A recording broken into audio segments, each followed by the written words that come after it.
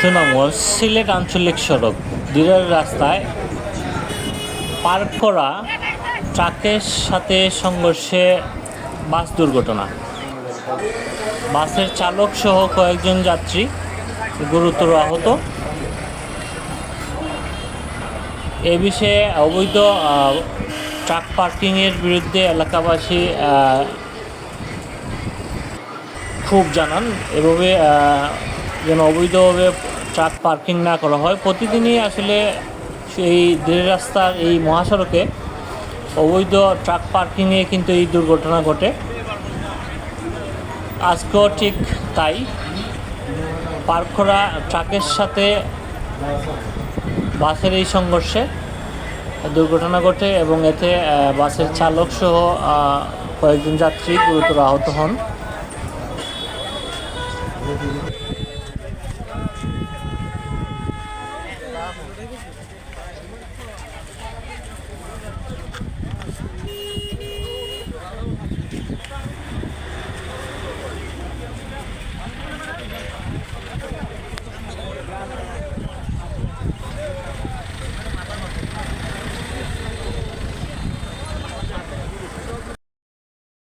এই সাইডে আসি গাড়িটা খারা আসি গাড়িটা বুঝছো, আর এই গাড়িটা আইছে সোলো আইছে বুঝছো, আর ড্রাইভার বেটা গেছে খাবার।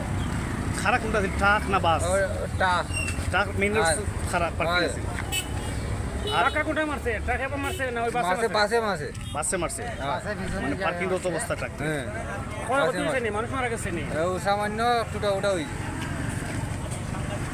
মানুষ হতাহতের ঘটনা না, ফের আঙ্গুলো কিছু শর্ট পাইছে, আর এখানে ওখানে আটুর মধ্যে শর্ট পাইছে মাথা বুঝিনি, আর এখানে মাথা, আর এখানে ওখানে খাইছে